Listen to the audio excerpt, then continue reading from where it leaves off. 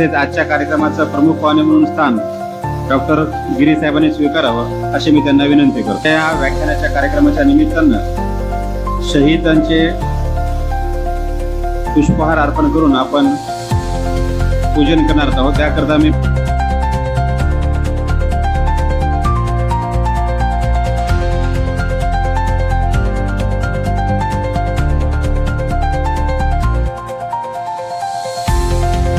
वकील संघ आयोजित शहीद दिनानिमित्त व्याख्यानमालेस उपस्थित असलेले प्रमुख पाहुणे श्रीमान प्राध्यापक डॉक्टर मकरंदजी रामराव गिरी यांचा परिचय देण्याचं सौभाग्य मला लाभलेलं आहे।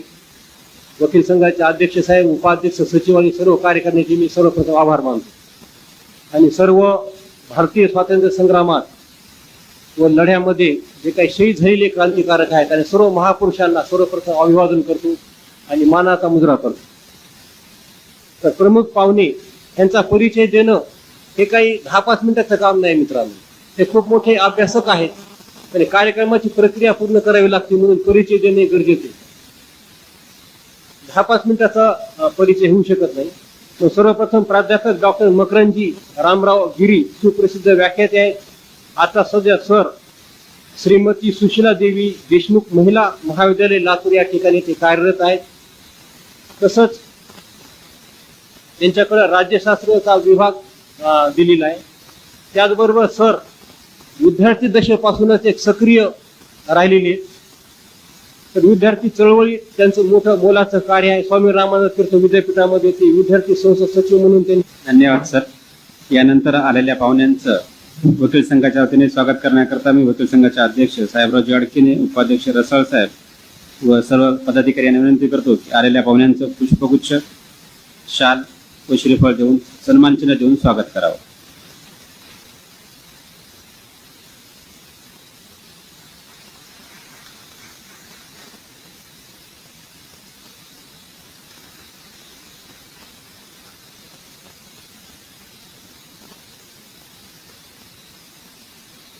व्यासपीठावर उपस्थित असलेले आजच्या कार्यक्रमाचे अध्यक्ष आणि जिल्हा वकील संघ परभणीचे अध्यक्ष ॲडव्होकेट साहेबराव अडकिने साहेब,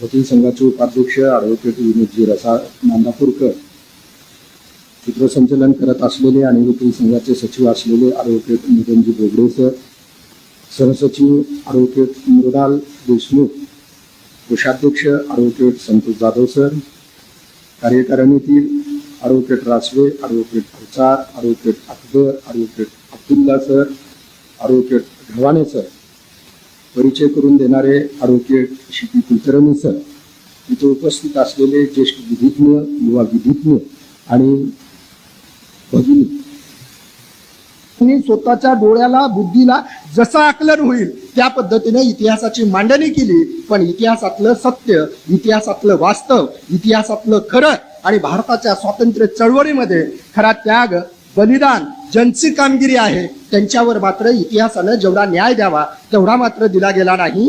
अरे ज्या वेळेला ब्रिटिशांनी इथल्या भारताला लिंबाच्या फोडीसारखं पिळून त्याचे तुकडे करावेत तसं तुकडे करण्याचं काम फक्त 47ला केलं नव्हतं, तर त्याच्या अगोदर 1905ला झालं होतं।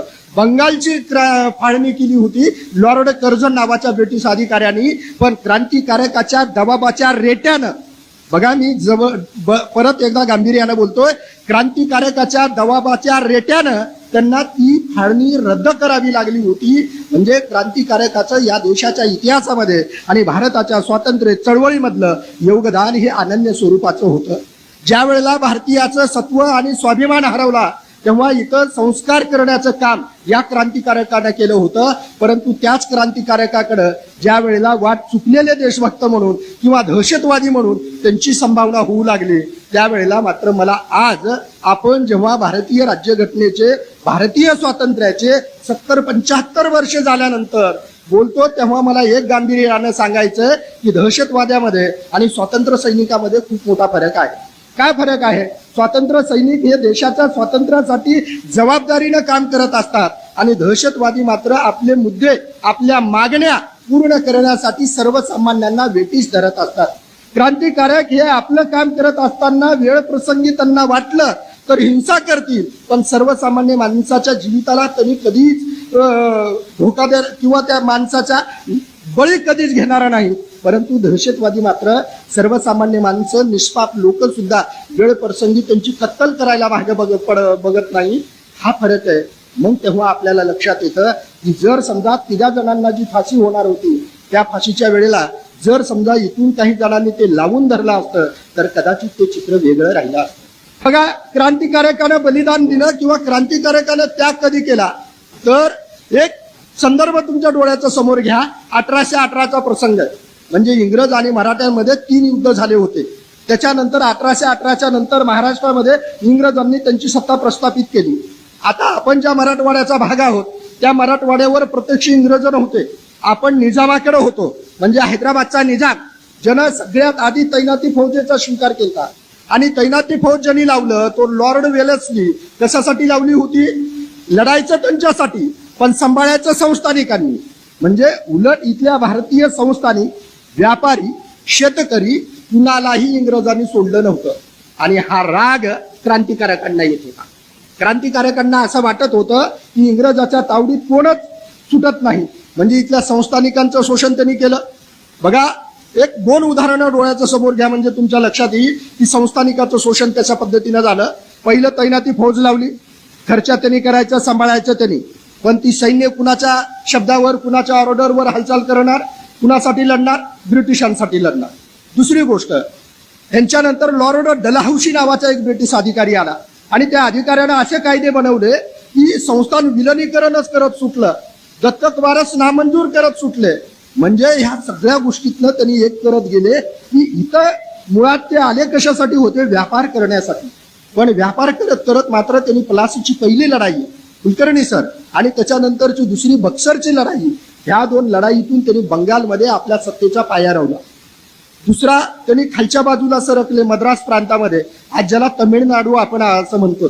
परंतु जेव्हा क्रांतिकारकांचा इतिहास बघतो, क्रांतिकारकांचं पटल बघतो, तेव्हा एक लक्षात येतं की क्रांतिकारकांचं कार्य बंगाल, पंजाब, महाराष्ट्र आणि पुन्हा नंतर रामप्रसाद बिस्मिल्ला, अशफाकुल्ला खान, चंद्रशेखर आझाद, हे जे आज ज्याला आपण उत्तर प्रदेश वगैरे म्हणतो, तो ब्रिटिशांच्या काळामधला संयुक्त प्रांत होता. म्हणजे ब्रिटिशांनी भारताची जी विभागणी केली होती ती विभागणी संस्थानिकामध्ये आणि प्रांतामध्ये करून टाकलेली होती. बघा, महाराष्ट्रातून क्रांतीमध्ये उतरलेले क्रांती गुरु लहुजी साळवे, त्याच्यानंतर उमाजी नाईक, वसुदेव बळवंत फडके, हे जर नावं तुम्ही बघितलात किंवा बंगालमधले नावं बघितलात. आता वंदे मातरम या गीताची जेव्हा आपण उत्सव साजरे करतो, ते गीत ज्या आनंदमठ कादंबरीमध्ये आहे, त्या आनंदमठ कादंबरी लिहिताना जी प्रेरणा भेटलेली होती, किंवा हे सगळं झाल्यानंतर फक्त संसदेमध्ये बॉम्ब टाकण्यासाठी गेले होते आणि त्यांना काही कुणाची हिंसा करायची नव्हती, कुणाला मारायचं नव्हतं. फक्त त्यांचं म्हणणं की आम्हाला सरकार जे लक्ष घेत नाही, किंवा त्यांनी जे 2 बिल आणले होते ते ट्रेडवरचं एक बिल होतं आणि पब्लिक सेफ्टी नावाचं एक बिल होतं. त्या पब्लिक सेफ्टी बिलनं काय होऊ लागलं की भारतीयांना बाहेर कुणाशीही संपर्क करणं अवघड जाऊ लागलं.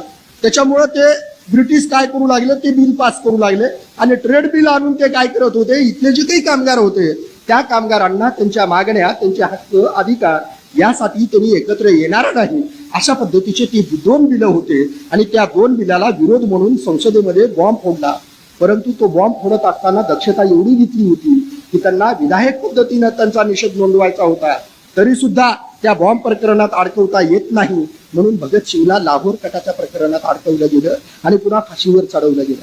त्या भगतसिंगांनी इन्कलाब जिंदाबाद सांगितलं किंवा सुभाषचंद्र बोसनी तुम मुझे खून दो मैं तुम्हें आझादी दूंगा, हे सगळं वर्तुळ किंवा हे सगळं आवर्तन जेव्हा आपण बघतो तेव्हा लक्षात येते की क्रांतिकारकांना जो लढा उभा केलेला होता, देशाच्या स्वातंत्र्याचा, देशाच्या अस्मितेचा, देशभक्तीचा, तो लढा प्रचंड मोठं स्वरूप धारण करणारा होता.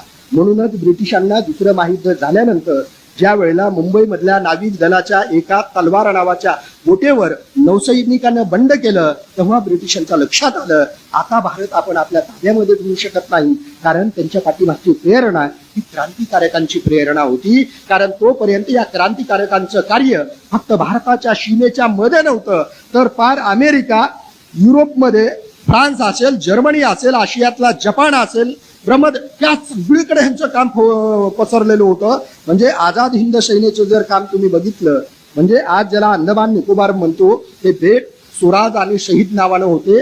म्हणजे त्यांनी ते जिंकून घेतलेलं होतं. सुभाषचंद्र बोस, रासबिहारी बोस यांनी जी लढा उभा केलेला होता, तो लढा भलाही सशस्त्र होता, परंतु देशाच्या स्वातंत्र्यासाठी वेळ प्रसंगी आपल्याला मृत्यू आला तरी चालेल, परंतु देशाचं स्वातंत्र्य आमच्यासाठी महत्वाचं आहे. त्यासाठी त्या क्रांतिकारकानं स्वतःच्या जीवाच्या समिधा स्वातंत्र्य यज्ञाच्या वेदीमध्ये टाकलेल्या होत्या. आज जेव्हा आपण त्यांचा इतिहास बघतो त्यावेळेला भारतीय स्वातंत्र्य लढ्याच्या इतिहासामध्ये क्रांतिकारकांसाठी 2 पान 1 पेज एवढंच जर येत असेल आणि मग मात्र वाटतं की ज्यांनी आपला भाऊ, मुलगा, पती असे गमवले या देशासाठी, त्या कुटुंबियांना आज काय वाटत असेल. म्हणजे सायमन कमिशन आलं होतं, त्या सायमन कमिशनला विरोध होऊ लागला होता. पंजाब प्रांतात ते सायमन कमिशन गेलं. त्या पंजाब प्रांतामध्ये लाला लजपतराय वगैरे ह्या लोकांनी विरोध केला. तिथे त्यांच्यावरती काठी हल्ला केला. त्या हल्ल्यामध्ये ते मारले गेले. का राग येणारा नाही? भगतसिंगांना त्या गोष्टीचा राग आला. आणि आपण ज्या वेळेला म्हणतो की हे सगळे क्रांतिकारक आपल्याला जर सनदशीर मार्गाने स्वातंत्र्य भेटत असेल तर त्याच्यासाठी रक्त कशाला सांडायचं, परंतु तसं नाही. कारण जे सनदशीर मागण्यांनी, अर्ज, विनंत्यांनी मिळतं ते स्वातंत्र्य नसतं. स्वातंत्र्यासाठी किंमत मोजावी भीक मध्ये मिळते ते फक्त उपकार असतात. स्वातंत्र्य हे लढून संघर्षाने मिळवायचं असतं. जगातल्या कुठल्याही देशाचा इतिहास काढा, त्या प्रत्येक देशाच्या इतिहासाच्या पानावरती स्वातंत्र्यासाठी मोजलेली किंमत आपल्याला दिसून येईल. कारण स्वातंत्र्य हे फक्त कागदावरचे 3.5 अक्षराचे शब्द नाही, तर ते तुमच्या आमच्या जगण्यासाठी, विकास करण्यासाठी, आपल्या अस्तित्वासाठी एक नागरिकत्व देणारी सगळ्यात मोठी सनद असते. जी सनद तुम्ही आणि आज या देशाचे नागरिक म्हणून आधार कार्डाच्या रूपाने घेऊन फिरत होतो. त्यावेळेला त्या क्रांतिकारकांना मात्र लपत छपत जीव मुठीमध्ये घेऊन आपल्या इथल्या देशातल्या जनतेसाठी इंग्रजासोबत, ब्रिटिशांसोबत, कधी कधी आपल्यासोबत हातात काही नसताना सुद्धा त्यांनी प्रतिकार केलेला आहे. आता ह्याचं आणखीन एक उदाहरण सांगताना तुम्हाला कळेल की आपला हा क्रांतिकारकाचा लढा सर्वसमावेशक कसा होता. खानदेशामधल्या तंट्या भिल्लाचं उदाहरण जर तुम्ही घेतला, शेतकऱ्यांच्या लढ्यांचं जर उदाहरण तुम्ही घेतलात, बंगालमधल्या क्रांतिकारकांचं जर उदाहरण तुम्ही घेतलात, नवे ब्रिटिशांच्या विरोधामध्ये जेवढे काही लोक रस्त्यावर आले त्यामध्ये आदिवासी होते, त्यामध्ये शेतकरी होते, त्यामध्ये सैनिक होते, त्यामध्ये सगळे माणसं होते. आणि एवढं असून सुद्धा ज्यांना वाटत होतं आपल्या शिक्षणापेक्षा, आपल्या डिग्र्यापेक्षा, आपल्या कुटुंबापेक्षा हे महत्वाचं आहे, असे सावरकर सारखे अभिनव भारत या चळवळीच्या माध्यमातून 2-2 जन्मठेपा ज्यांना ब्रिटिशांनी ठोठावल्या होत्या, असे सुद्धा क्रांतिकारकाच्या शब्दावर पेटून उठणारे इथले काही युवक बघितले की मग त्यांना लक्षात यायचं की महाराष्ट्राची खऱ्या अर्थानं क्रांतिकारकाचं मोठं जाळं असलेलं किंवा मोठं ज्याला मव्हाळ म्हणतो. म्हणजे मव्हाळला लोक का घाबरतात माहिती का? मव्हाळाकडे गोड मध जेवढा असतो ना तेवढं त्याच्या माशा चावल्यावर उठणारी आग लई असते. त्यामुळं हे जे क्रांतिकारकांचं जाळं होतं ते माशासारखं जाळं होतं मव्हाळाच्या, आणि ते एकदा अंगावर पडलं की मग मात्र ते कुणालाही सोडत नव्हते. ब्रिटिशांचा कुठला अधिकारी, कुठला कलेक्टर कुणालाही त्यांनी समोर ठेवलं नाही. मदनलाल धिंगराने वायलीला तिथं जाऊन इंग्लंडमध्ये उडवलं. म्हणजे क्रांतिकारकांनी इथपर्यंत नाही, तुम्ही तिथून इथपर्यंत येता आमच्या भारतामध्ये, आणि भारतामध्ये येऊन इथल्या सर्वसामान्य नागरिक जेव्हा दुष्काळाला तोंड देतो, साथीच्या आजाराला तोंड देतो, त्यावेळेला मात्र तुम्ही कायद्याचे वरवंटे त्यांच्यावरती त्यांचं शोषण करता आणि वेळ प्रसंगी त्यांचा छळ करता. मग हे आम्ही सहन करून घेणार नाही, ही क्रांतिकारकांची भूमिका होती. आणि तीच खऱ्या अर्थानं देशाच्या स्वातंत्र्याचा सगळ्यात मोठा मूलाधार, मूलभूत घटक होता, हे आपण लक्षात घेणं गरजेचं आहे. उदाहरण सांगतो, आपल्या महाराष्ट्रामध्ये मुंबई शहर आहे आणि मुंबईमध्ये ताज नावाचं हॉटेल आहे. ते हॉटेल उगं तयार झालं नाही, ते हॉटेल तयार होण्यापाठीमागची एक कथा अशी आहे. ब्रिटिश जेव्हा त्यांच्या हस्तदंती इमारतीमध्ये बसून अय्याशी करायचे त्यावेळेला त्यांना भारतीय हे प्रचंड मागासलेले वाटायचे, आणि त्यांनी त्यांच्या दारावर, त्यांनी त्यांच्या गेटवर अशा पाट्या लावून ठेवायचे, dogs and Indian not allowed म्हणायचे. आणि त्यांच्या हॉटेलमध्ये फक्त तेच जायचे, बाकीच्यांना येऊ द्यायचे नाही. त्यावेळेला मात्र टाटाला वाटलं की आपण बी जागतिक दर्जाचं एक चांगलं हॉटेल काढायचं की ज्या हॉटेलचा दर्जा, लिव्हिंग स्टँडर्ड, क्वालिटी, हे सगळं सर्व्हिस ही सगळी मेंटेन करायची. त्या सगळ्या भूमिकेतून ते तयार झाले. म्हणजे आपल्या घरी आपली आई आजारी, जन्म देणारी आई आजारी, तिच्या सेवा सुरूसाठी जायचं आणि मला रजा द्या म्हणून हा गेला. ब्रिटिश अधिकाऱ्यानं रजा दिली नाही. मग ह्याच्या लक्षात आलं, अरे ज्या आईनं आपल्याला 9 महिने 9 दिवस पोटात वाढवावं, लहानाचं मोठं करावं, त्या आईनं आपल्याला शिकवून शाणं बनवावं, आज ती आई जेव्हा आजारी त्यावेळेला त्या आईच्या औषध उपचारासाठी तिचा मुलगा जवळ नसावा आणि तिथं जाण्यासाठी माझ्या देशामध्ये मला जर परवानगी काढावी लागत असेल तर मी कुणाची गुलामी करतोय. म्हणून वसुदेव बळवंत फडक्यांनी झटक्यात ती नोकरी सोडून दिली आणि इथं लढा उभा केला आणि त्या लढ्यामध्ये त्यांच्या सोबत जे लोक होते ते सगळे लोक आदिवासी भागातले लोक होते. म्हणजे देशप्रेमानं प्रेरित होण्यासाठी उच्च शिक्षणच असावं लागतं, हातात शस्त्रास्त्रच असावं लागतं, प्रशिक्षितच असावं लागतं असं काहीही नाही. फक्त देशप्रेमाची भावना तुमच्या हृदयात असणं आणि देशासाठी मरण्याची तयारी करून तुम्ही ते त्याग करण्यासाठी तयार असणं ही सगळ्यात महत्वाची भावना क्रांतिकारकांमध्ये होती. आणि क्रांतिकारकांची भीती ब्रिटिशांना बसली होती. म्हणून 1857च्या उठावाच्या बंडाला आपण ज्या वेळेला वाद घालतो की त्याला स्वातंत्र्य लढा म्हणायचा, बंड म्हणायचा, काय म्हणायचं, पण ब्रिटिशांना बरोबर कळालेलं होतं की मंगल पांडेनं जी उठाव केला त्या उठावातून त्यांच्या सत्तेला हादरे बसले आणि ईस्ट इंडिया कंपनीला इथून काढता पाय घ्यावा लागला बघा. म्हणजे त्याच वेळेला महाराष्ट्रामध्ये लोकमान्य टिळक लिहित होते की सरकारचं डोकं ठिकाण्यावर आहे का, म्हणजे सरकारचं डोकं काय करायलंय. इथल्या सर्वसामान्य माणसाचे भारतीयांच्या प्रश्नापेक्षा तिथलं शोषण करून इथून तुंबड्या भरून इथून कसं जास्तीत जास्त काढता येतंय आणि तिकडे घेऊन जाता येतंय हे बघितलं. म्हणून चंद्रशेखर आझाद असतील किंवा बिस्मिल्ला खान असतील, असफगुल्ला, त्या सगळ्यांनी जे काकोरी कट केला, म्हणजे त्यांनी जी रेल्वे लुटलेली होती त्याच्यामध्ये जो सरकारी खजिना होता तो इथल्या सर्वसामान्य नागरिकाचा खजिना होता. म्हणून त्या क्रांतिकारकाला वाटलं की इथल्या पैशावर ते आपल्यावर अत्याचार करायला गोळा करून आपण ह्यांच्याकडे पैसा जाऊ द्यायचा नाही. म्हणून त्यांनी ते खजिना लुटला. परंतु इथल्या काही लोकांना हाताला धरून त्यांनी त्यांचे गुप्तहेरमध्ये सोडून बरोबर ह्यांना पकडलं. त्या पकडण्याच्या कारवाईमध्ये चंद्रशेखर आझाद हाताला लागले नाहीत, परंतु एका बागेमध्ये त्यांनी आले गुप्त रूपात हे कळालं आणि तिथं मात्र या लोकांनी ब्रिटिशांनी त्यांना गाठलं. म्हणजे क्रांतिकारकाचे जीवन ही साधं जीवन नव्हतं. क्रांतिकारकाला शिर हातावर घेऊन किंवा मृत्यू अक्षरशः त्यांच्या डोक्यावर असताना त्यांना या देशासाठी काम करण्याची जी प्रेरणा होती ती प्रेरणा म्हणजे देश, ती म्हणजे राष्ट्रभक्ती, ती म्हणजे भारत मातेची सेवा, म्हणजे दुसरं काहीच नाही.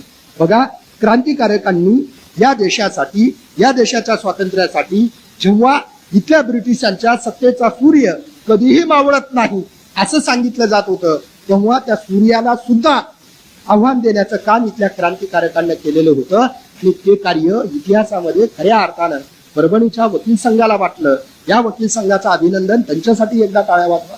कारण अशा पद्धतीचं कार्यक्रम होणं आणि त्याच्यामध्ये इतिहासातले महत्वाचे जे पैलू आहेत त्या पैलूकडे आपण फक्त या देशाचे नागरिक म्हणून आपल्याला बघता आलं पाहिजे. आणि देशाच्या प्रश्नाकडे किंवा राष्ट्रीय एकात्मतेकडे बघताना कृपया माझी तुम्हा सर्व वडीलधाऱ्यांना विनंती आहे, कारण तुमच्या पुढे बोलायचं म्हणजे पुराव्यासिंह बोलावं लागतं. कारण हे सगळा श्रोता वकील आहे आणि वकिलाचं कामच कायद्याचं असतं आणि कायदा पुराव्यां साक्षीच मागत असतो.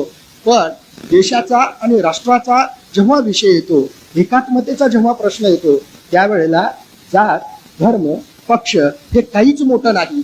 राष्ट्र महत्वाचं आहे, राष्ट्रापेक्षा दुसरं काहीच महत्वाचं नाही. ज्या बंगाल भूमीनं प्रचंड मोठे क्रांतिकारक दिले या देशाला, ज्या बंगाल भूमीमधून खऱ्या अर्थानं क्रांतिकारकांचं मव्हाळ त्या ब्रिटिशांच्या पाठीमागे लागलं होतं, त्या बंगाल भूमीला नंतर आपल्याला एकत्र फक्त क्रांतिकारकाच्या मार्गाने ठेवता आलं असतं.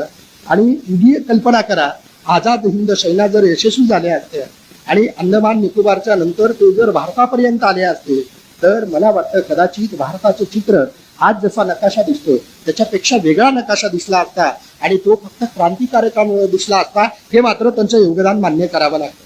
परंतु असं म्हणतात, कथा लमोहने की सजा सदियवने पायी, म्हणजे एका क्षणाची बेसावधपणाची चूक असती पण सजा मात्र पिढ्याने पिढ्या होत असती. तशी सजा पिढ्याने पिढ्या भारताला झाली. भारताला वाटलं पोर्तुगीज आलेत, फ्रेंच आलेत, डच आलेत, तसंही ब्रिटिश आलेत वाटलं. परंतु ह्या लोकांनी इथं विस्तार केला. नुसता विस्तार केला नाही तर इथं इथली सत्ता घेतली. संदर्भ ठेवतो कारण मला माहिती तुमच्या व्यवसायामध्ये सगळ्यात महत्व तुम्हाला वेळेला असतं आणि कामाला असतं. तुम्ही मला जे सांगता, विषय जो दिलेला आहे त्या विषयामध्ये अभ्यास करताना 2 मुद्दे मला आवर्जून सांगतो. त्याच्यातला एक मुद्दा आर्थिक स्वरूपाचा होता आणि दुसरा मुद्दा राष्ट्रीय स्वरूपाचा. आर्थिक स्वरूपाचा काय होता, दादाभाई नौरोजी नावाचे आपल्याकडे प्रचंड अभ्यासक होऊन गेले. त्यांनी त्या काळामध्ये म्हणजे 18व्या 19व्या शतकात लिहिलंय. म्हणजे मी 20व्या 21व्या शतकातलं बोलत नाही, दादाभाई नौरोजीच्या काळातलं बोलतो. दादाभाईंनी त्यांच्या पुस्तकात असं लिहिलं की भारतामध्ये जे दारिद्र्य आहे, भारतामध्ये जे कुपोषण आहे, भारतामध्ये जी गरिबी आहे, या सगळ्या गोष्टीला भारताकडे एवढी साधन संपत्ती, एवढं मनुष्यबळ, एवढं सगळं असून सुद्धा भारत सदन का नाही? त्याचं कारण भारतामध्ये राज्य करणारा जो राज्यकर्ता वर्ग आहे, तो राज्यकर्ता वर्ग भारताचं शोषण करतो. म्हणजे तुम्ही बघा, सावरकर शिकलेले होते, सुभाषचंद्र बोस शिकलेले होते, योगी अरविंद शिकलेले होते, भगतसिंग शिकलेले होते. हे सगळे क्रांतिकारक कुणीही वाट चुकलेला देशभक्त नव्हते. सगळे उच्च शिक्षित होते, देशप्रेमानं ओतप्रोत भरलेले होते, त्याग करण्यासाठी त्यांनी तयार होते. आणि वेळ प्रसंगी समोर एवढा बलाढ्य शत्रू होता, ज्या शत्रूकडं सुसज्ज फौज सैन्य आहे, त्या सत्तेला सुद्धा त्यांनी वेळ प्रसंगी या देशाच्या प्रेमासाठी किंवा या भारत मातेसाठी त्यांच्या सुद्धा विरोधामध्ये पाय रोवून उभारत होते. ही जी ताकद येते, ही जी क्षमता येते, ती क्षमता कशी येते? देशभक्तीतून येते. आणि ते काम इथल्या क्रांतिकारकाने केलेलं आहे. म्हणून क्रांतिकारकाचा लढा हा एका कुठल्याही परिप्रेक्ष्यातून बघण्यापेक्षा, त्याच्याकडे उमाजी नाईक होते, तंट भिल्ला होते, क्रांती लहुजी साळवे होते, क्रांतिगुरु वसुदेव फडके होते, कानेरे होते, चापेकर होते, सावरकर होते, सुभाषचंद्र बोस होते, भगतसिंग होते, राजगुरू होते, सुखदेव होते, रामप्रसाद बिस्मिल्ला होते, चंद्रशेखर आझाद होते, अस्फउल्ला खान होते, शहनवाज खान होते. एवढे सगळे, लक्ष्मीबाई सहगल होत्या. म्हणजे मी तर तुम्हाला तो मुद्दा आवर्जून सांगेन की क्रांतीच्या कार्यामध्ये किंवा देशभक्तीच्या सेवेमध्ये जीव देण्यासाठी पुरुषाच्या बरोबरीनं महिला सुद्धा होत्या. म्हणजे तुम्ही जर क्रांतिकारकांची यादी काढाल तर तुमच्या लक्षात येईल, तुम्हाला संदर्भ सापडतील की यामध्ये महिलांनी सुद्धा क्रांतिकारक म्हणून काम केलेलं आहे, जीवावर बेतत असताना सुद्धा काम केलेलं आहे. आणि वेळ प्रसंगी ब्रिटिशांनी त्यांना सुद्धा गोळ्या घातल्या. म्हणजे की माझ्या समारोपाकडे येता तुम्हाला जाताना एवढंच सांगेल की या देशानं मला काय दिलंय, यापेक्षा आपण स्वतःला एक प्रश्न विचारू की आपण या देशाला काय दिलंय. कारण क्रांतिकारकांनी कधीच कुठली अपेक्षा ठेवली नाही. त्यांना कधीच वाटलं नाही की देश स्वतंत्र झाल्यानंतर आम्हाला कुठले सत्तेचे पद भेटतील का, कुठं आम्हाला अधिकार भेटेल का, काही आमच्या हातात येईल का. एक साधं उदाहरण तुम्ही लक्षात घ्या.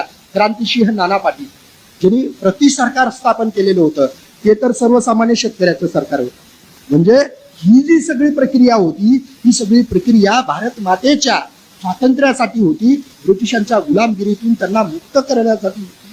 आणि ती मुक्तता, ती स्वातंत्र्य, ती आपल्याला अधिकार, हक्क जे भेटलेले, ते हक्क क्रांतिकारकांना दिलेले.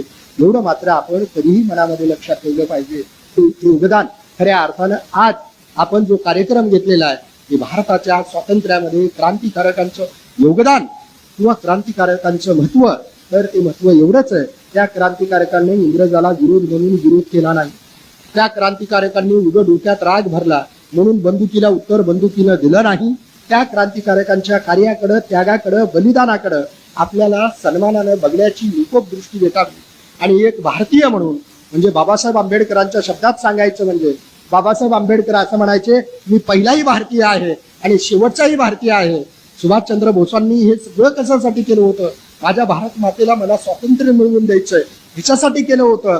2-2 जन्मठेप, अभिनव भारत, पार इंग्लंडमध्ये, फ्रान्समध्ये, तिथून शस्त्रास्त्र आणून इथल्या क्रांतिकारकांना पुरवण्याचं सावरकरांचं कशासाठीचं स्वप्न होतं? तर भारत माता स्वतंत्र झालं पाहिजे ह्याच्यासाठीचं स्वप्न होतं.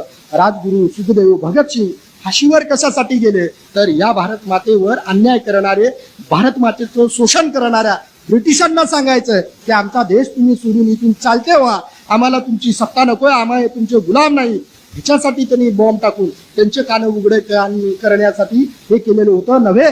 त्या 1857च्या अगोदर या, म्हणजे तुम्हाला कळेल क्रांतिगुरु लहुजी साळवे, उमाजी नाईक, वसुदेव बळवंत फडके हे कशासाठी लढले? या सगळ्यांचा उठाव कशासाठी होता? सशस्त्र उठाव होता.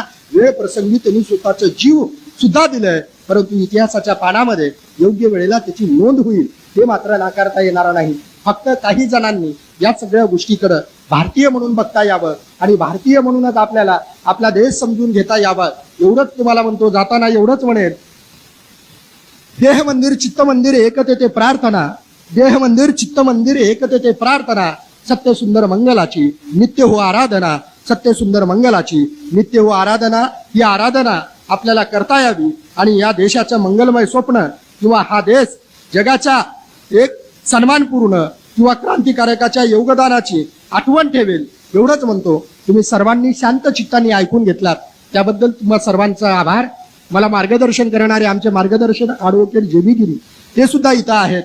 त्यानंतर युवा वकिलामध्ये बरेच जण आहेत, आमचे निलेशजी आहेत. या सर्वांचं तुम्हा सर्वांचं मनपूर्वक आभार मानतो. वकील संघाने मला बोलून अशा महत्त्वपूर्ण विषयावर बोलण्याची संधी दिली त्याबद्दल वकील संघाचे आभार मानतो आणि मी माझ्या वाणीला पूर्ण विराम देतो. धन्यवाद. जय हिंद, जय भारत.